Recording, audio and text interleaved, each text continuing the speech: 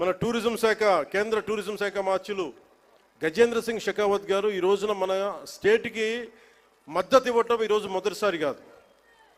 ఈ రోజున మనకు విశాఖ స్టీల్ ప్లాంట్ కూడా మనకి ఈ రోజున దాన్ని ప్రైవేటీకరణ కాకుండా కాపాడగలిగామంటే దానికి ముందస్తుగా దానికి మనకి బీజాలు చేసింది గజేంద్ర సింగ్ షెకావత్ గారు జలశక్తి మినిస్టర్గా ఉన్నప్పుడు. పోలవరం ప్రాజెక్ట్ని sir I been telling you that how much you have understood Polavaram projects.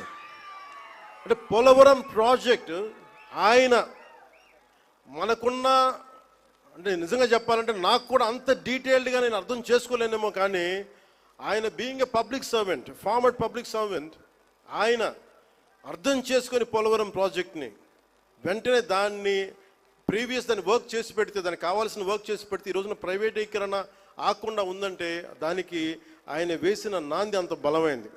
ముఖ్యంగా ఈ అఖండ గోదావరి ఈ హ్యావ్లాక్ బ్రిడ్జ్లో కానీ ఇదే రివర్ ఫ్రంట్ అని చెప్తా ఉన్నాం నేను ప్రత్యేకించి మనకి 974 కిలోమీటర్ల కోస్తా తీరం, కృష్ణా నదీ తీరం, గోదావరి, ఇంకా మన మన ఆంధ్రాకి వెళ్తే అనేక చిన్న చిన్న నదులు, నాగావళి, వంశధార, ఇట్లాంటి అన్నింటిలో కూడా ఎప్పుడు నదీ పరివాహక ప్రాంతాల్లో ఎక్కువ మనకి రివర్ ఫ్రంట్ ఉంటుంది. అంటే మనం ఒడ్డును కూర్చొని చూడగలిగే పారుతుంటే దాన్ని మిగతా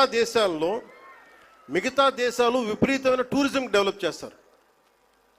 మనకి నదులు అనేవి మనం ఎలా చూస్తామంటే విదేశాల్లో కేవలం అక్కడ కూర్చోబెట్టి రెస్టారెంట్స్ లేదంటే ఇవి పెడతారు. మన నది మన జీవనంలో భాగం మన నది.